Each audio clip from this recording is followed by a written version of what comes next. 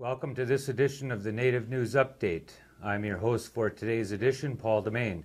Many of the stories and information here can be found at our website, www.indiancountrynews.com, where your online membership helps support the development of this television station. Here are some of the news updates for the day from the Associated Press and other Native news sources. Yesterday, we announced that the Venezuela government had announced earlier this week through the nonprofit organization Citizens Energy that they would suspend their free oil program that provided heating assistance to over 200,000 low-income households last year in the United States.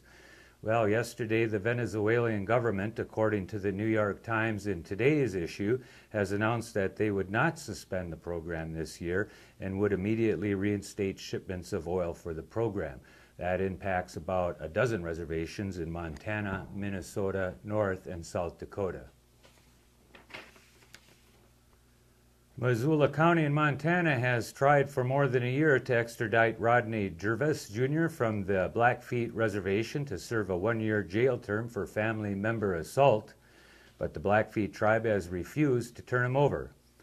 Jervis returned to Browning after he was accused of violating probation, and state officials can arrest him unless the tribe gives its consent. Blackfeet officials point out that the reservation has sovereign status and the tribe is under no obligation to extradite suspects. Missoula County Attorney Fred Van Valkenburg said the tribe wants a separate extradition agreement with each county, a situation he says is frustrating. Jervis is the son of tribal business council member Rodney Jervis, who says he and his family have been the subject of malicious prosecution for speaking out against racism. Jervis Jr. was accused of pushing his mother, Gloria Carlson, against her car, grabbing her by the neck and trying to shove her to the ground on January 31, 2002 in Missoula, which has led in part to the current situation. Suns guard Jason Richardson is facing charges of driving under the influence of alcohol in a tribal community in metropolitan Phoenix, Arizona. A citation filed recently in court says the ex-Michigan State star was stopped by a Salt River Pima Maricopa Indian Community police officer in the early morning of December 21st. Richardson is accused of having a blood alcohol level of above 0.08% while driving a 2008 Mercedes. He is also accused of failure to drive in one lane. A hearing date hasn't been set for his case yet.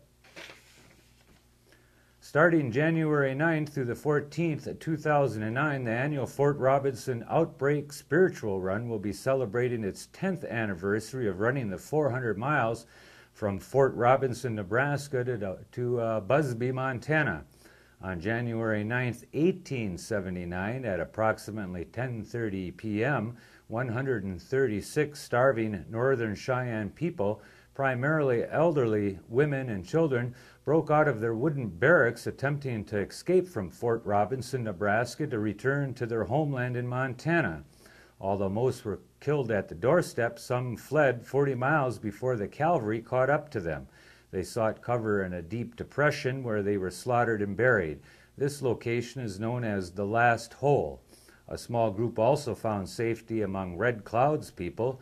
Oral history of the Oglala Lakota and those of the Cheyenne descent state that an encampment of those survivors were fed and given blankets infected with smallpox by cavalry soldiers. Remains of those Cheyenne ancestors have been discovered on the banks of Cheyenne Creek just outside of Pine Ridge.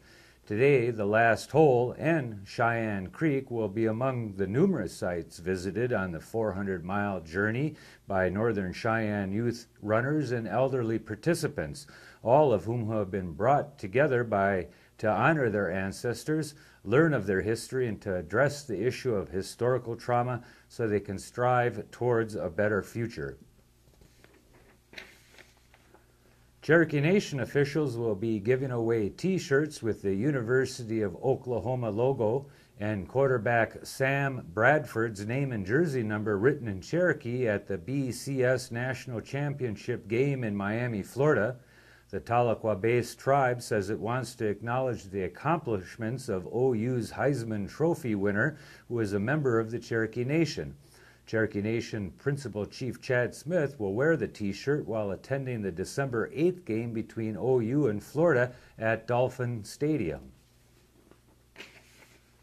Several tribes are asking the U.S. Supreme Court to review a lower court's decision that allows for snowmaking on an Arizona peak the tribes consider sacred. In their petition filed January 5th, the tribes contend the use of treated wastewater to make snow violates the Religious Freedom Restoration Act and could contaminate natural resources. The Ninth U.S. Circuit Court of Appeals in San Francisco cleared the way for snowmaking last August after a years-long battle. The court also granted a request to delay any construction at the ski resort northwest of Flagstaff, Arizona, until the High Court decides whether it will hear the tribe's appeal. The ski resort had planned to add a fifth chair lift, spray man-made snow, and clear about 100 acres of forest to extend its ski season, which snowball officials have said will be more predictable with snowmaking. Indian tribes sued the resort and the U.S. Forest Service in 2005 to block the expansion. A federal judge's ruling a year later cleared the way for the use of snowmaking equipment using water piped from Flagstaff and upholding an earlier decision by the Coconino National Forest. The tribes appealed, and a panel of the Ninth U.S. Circuit Court of Appeals sided with them last July. The full court later reviewed the decision and reversed it. A northern New Mexico pueblo is earmarking a $4 million budget to help develop a project at its airport in hopes of attracting industry into the area. Okwe Awingay says the tribe has obtained all required government approvals for the project. Tribal Governor Earl Salazar said the project marks the final step in the pueblo's efforts to develop the land in and around the airport. The work is expected to be complete in April of this year. The airport has been closed for about 15 years until the pueblo reopened it about 4 years ago. The project includes expanded hangar space, a terminal building, and a 15-acre industrial park. With the industrial park, the pueblo hopes to attract businesses that can use the airport and employ local employees. If you're out on the powwow circuit this weekend, two of the powwows coming up that have been called into our office include the 9th Morning Star Celebration Benefit. That's being held on January 10th at the John Carroll School in Bel Air, Maryland. You can also check out the AIC Winter Powwow on January 10th at the Hub Ballroom in Seattle, Washington. Join that powwow with host drum Southern Express. And that is the latest roundup of news from Indian Country on this edition of Native News Update. We want to thank our underwriters for helping us broadcast this edition of Native News Update, and our digital mall partners powwows.com and nativeview.com, broadcasting from Helena, Montana. Thank you for joining us, and join again soon.